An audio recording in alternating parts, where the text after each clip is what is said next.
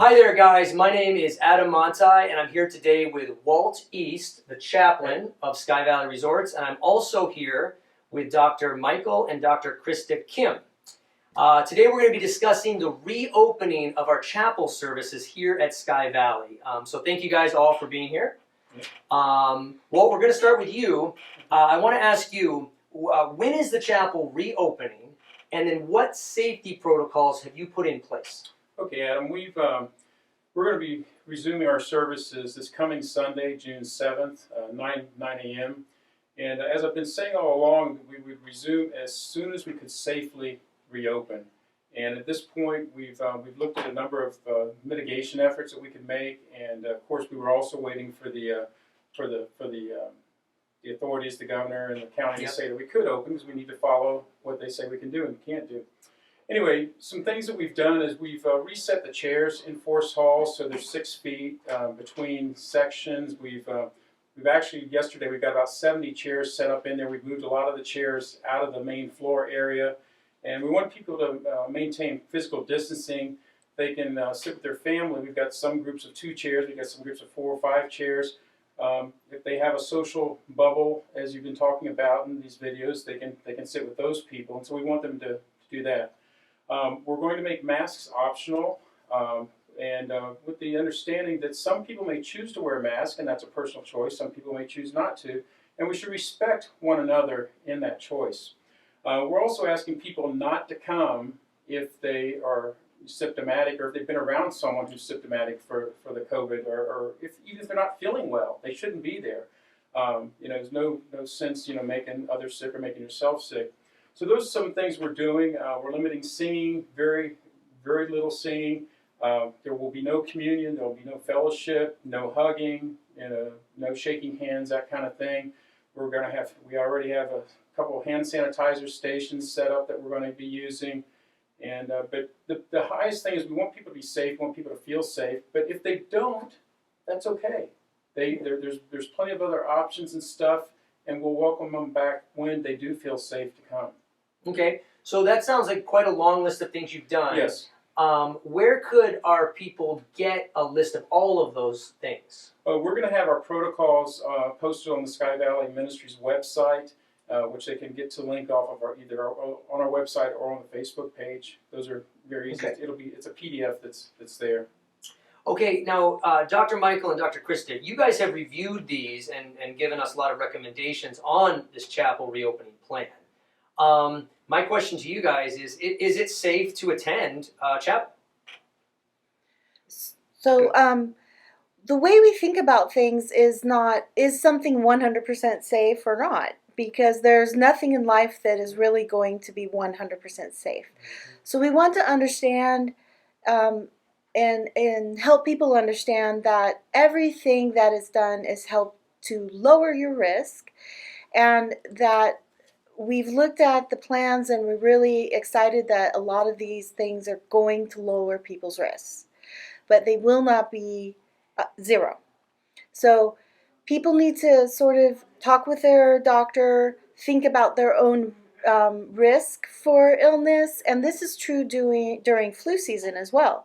There are some people who may want to stay a little farther away from people every year during flu season because their underlying health is vulnerable. So because of that, we want people to understand that the things that have been put in place should lower their risk, but it will never be zero. That makes sense. Right. And what I wanted to add is, since we're talking about the chapel, is I think getting the chaplain involved, because we do recognize that there's spiritual health, and we're all on different spiritual health, levels. So if you're at the point where you absolutely need the church, that might supersede the fear of, is my risk at zero? And Sky Valley has made it their mission to make it as safer that they can, but it'll never be zero. And then everyone needs to take responsibility of, how far do I take it? Do I take it further myself, or am I okay with it even less? So, and I think involving the chaplain and your doctor, because those are all important pieces of the puzzle. Right. We should all be somewhat experts on our own health. And I think along those lines, also mindful that other people may be more vulnerable, and to respect the fact that you want to protect their health as well. Right. Let's talk about some of the things that you recommended we don't do. And the first one I have here is, for those of you who can see, it is one of these touchless thermometers. So let me go ahead and do it real quick. I'll do it to myself. 99 degrees. That's what I'm at right now. I thought this was a great idea. Let's get everybody in the chapel coming in. And you said, well, not as great as you think. Can you share with me some of the experiences you've had with this method? Okay. So it is something that you'll be seeing used in a lot of places. They may use it in the airports and stores. And the whole idea is they want to screen people to keep people out who have fevers, which is, an admirable thing. Unfortunately, infrared temperature of your forehead is a little different than your real temperature, which is your core temperature. And during the summer, when you've possibly been outside in the sun, your forehead might actually be hotter than your true temperature. So that's one of the problems we have, especially when we're taking temperatures of people who are coming in from the outdoors into a building, is as they walked there, they may have been in the sun, and that may give us a false high temp. A false positive. Right, right. You shared with me earlier that there have been cases where landscapers showing up to work have all tested falsely high, just because of the getting to work and the clothing they had on and so forth. I would say if you're ever in a situation where you do test positive and you think, you know what, I don't have a fever, I would recommend sitting in an ambient room temperature for about a half an hour and rechecking. Okay. Now, instead of this, you recommended health declaration forms. And can you tell us why that is a superior method? Well, I don't know if it's superior in so much more as we're reminding people of the basic tenets. Don't come or don't go anywhere if you're feeling sick. If you think you have a fever, if you have a cough, a sore throat, or just sick, reach out to your doctor if you're unsure. And that just protects everyone, not just you, but you're protecting your fellow neighbor. And it just reminds everyone these are tenets, because we can forget very easily if you're working in an office that it's still there, and you get a little closer and at 6 feet becomes 5 feet, and well, I really only have a cough. Is it really? So really we just want to just remind people. I don't know if it's a better methods per se, but it's a way to remind people that, hey, if you're sick, we know that's one of the ways people spread it, so don't. It sort of goes back to the golden rule of what you've been talking about for your whole career, is treat others like you want to be treated. Love your neighbor as yourself. Right. I mean, don't just think, well, if I've got it, I'm already sick, or maybe it's allergies, maybe. How would you want someone to treat you? Right. You want them to stay home. They go, oh, don't expose me. And I think that declaration should be very effective in reminding people. It's really important to remind people, because I feel like we all want to do it, but it's easy to kind of forget, oh, you know what? Yesterday I was sick. I'm feeling a little better today, but maybe I should take a couple more days. Now, we've heard, over the past months, we've heard a lot about we need to wear a mask, we don't need to wear a mask. A lot of confusion about masks. So in our current guidelines, we are not requiring masks at the chapel service. Can you talk a little bit about your knowledge of masks and why, if it's not required, we may still want to wear one or otherwise? So this is a basic surgical mask. And if you think about how they're used in healthcare, they're primarily used, say, in the operating room or during a procedure, and the healthcare person wears the mask to prevent infecting the patient. So the concept of the mask is to decrease the amount of germs that are getting into the air from me. So I'm wearing this mask to keep the air around me cleaner. And so really the basic concept of the mask is to just keep the air around me cleaner for the other people. It's like coughing in your sleeve. Correct. Don't cough in your hand, or just cough out into the And I will room. say, even if you're wearing a mask and you need to cough, you need to still cover your cough, because a lot will get through the mask, around the mask. So remember, if you do cough or sneeze, even with a mask, please do cover.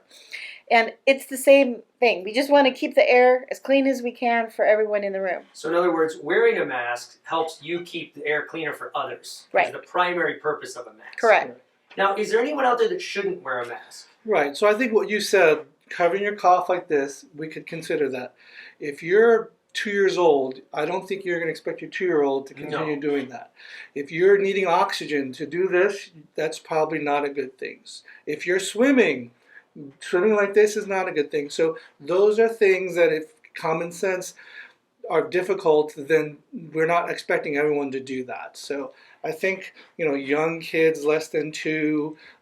Anyone who has difficulty removing the Yeah. mask themselves, so that includes people with things like severe Parkinson's disease, anyone who has had a stroke who might have difficulty removing it, should not wear a mask. Right. So that's probably part of the confusion.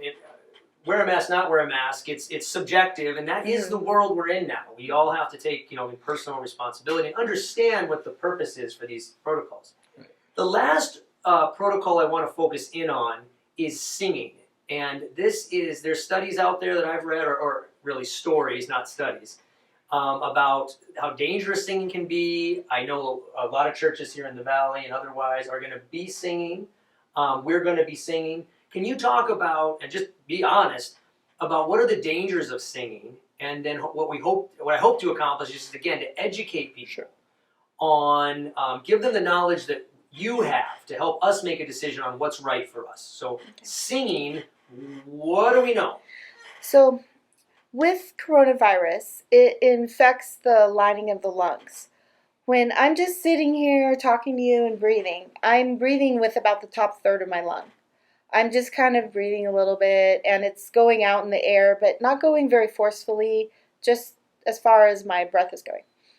When you sing, you tend to take deeper breaths, and you actually use much more of your lungs, and so that allows more virus particles to be expressed. And then say you love singing, like a lot of us do. It's really love singing. Yeah. So that's going to be a little more forceful air that's coming out, and so it's going to go farther. So you have more virus particles going farther during a singing event. This is same with yelling at a sports event. Anything that produces a more forceful expiration. So it's the same as a cough. So if I'm coughing, I'm forcing air out at a higher rate. The same thing with yelling, same things with singing. It's just a different way that we get air out. Right. So that puts more virus particle out, and that's why you'll hear medical people talking about, oh, we're nervous about singing. And that's why. Right. But that's not the whole equation, right? So that's the amount that's going out and how far it's going out. Then there's how long is it in the air, and where is the next person in relation to you. So what's the ventilation in the room? And there's just other factors. And unfortunately, we don't have a formula. I wish we had a formula that studies show if you're 20 feet away, absolutely, and you only sing for 15 minutes, you're golden. But we don't know, because Adam might sing more forcefully, and I need to say 25 feet away, but I'm singing a little less, and it's 15. So I think what Sky Valley is doing is they're taking the risks, and they're lowering it for you by saying we're going to ventilate the room, exchange of air as much as we can. We're going to distance. We're going to have people, if they feel comfortable, wear the mask, which will cut down the amount of virus in the air. So these are things that Sky Valley is doing, and then everyone else has to make their own decision. Am I good with that? I'm not good with that. Talk to your pastor, your chaplain, talk to your doctor. And that way you can make the best decision for your own bubble and your own self. I really like that. It's saying, we don't have 20/20 clarity into the level of safety. So let's all study it together. Let's discuss it. Let's understand it. Get some diverse opinions, and then make it a good decision. I do know that when I don't know the song, I used to fake it and just try. I'm always off key and I'm wrong words. But I was always, happy to sing. Now I have kind of progressed towards just singing internally. I think you mentioned that at one point. Well, I don't think humming increases your... Well, enjoying the song and praising God, not belting it out. And there's that, for me, that is an expression of my faith, and it works really well. Others may feel differently, and I just think, again, let's think about ourselves and think of others. Right. And I think we can do that. Now, with all that in mind, Walt, I'm going to go back to you. If you don't feel comfortable coming to the chapel for any reason, are there online services available, or what resources are available? Yes, there's plenty of resources. A lot of the churches are. We will not be doing online services. I won't be doing the online brief messages as I have been doing up to this point. We don't have the technology. I'm going to be gone for part of the summer, but things are available online. I've got plenty of my podcasts that are there. Got almost a year's worth of podcasts if people want to go back and listen to those messages, or any of the online video messages that we've been doing since COVID. There's other churches as well, and we've recommended some of those churches in the past when this first started, before we got geared up for online. Or they can just email me, at walt@svmin.com, or they can contact the chapel office, and we can direct them to plenty of churches that are full service 52-week-a-year churches. Great. Which unfortunately we just aren't here. We want to provide, we want to facilitate for that for people if they cannot or do not feel comfortable coming to Forest Hall during this time. Okay, and then for the larger community, I'm going to go over here to the doctors. So is it safe to restart the chapel for the larger community? I mean, the non-chapel goers. Are they going to be okay? So we know that we can't all stay in our house for the next year. Like we're already coming out of our homes. So anytime you're entering and interacting with people, you've slightly increased your risk. So as far as this gathering, it is one of many ways that people are interacting with each other.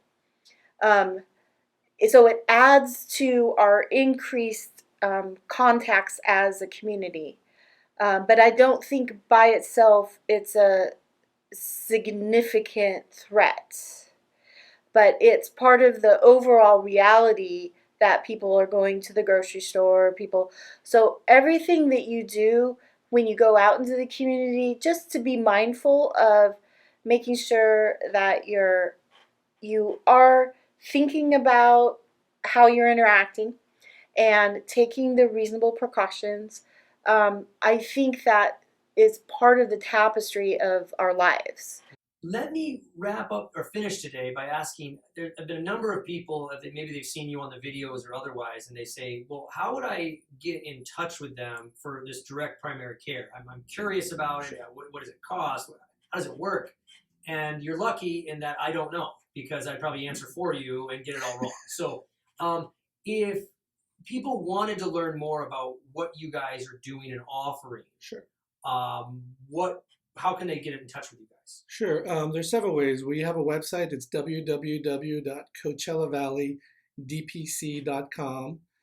They can call us at 760-642-5549, or you can text us. That's a textable number. You can email us at drmike@coachellavalley.dpc.com, or you can call the Sky Valley office, and we will give them information on what the numbers are on the website.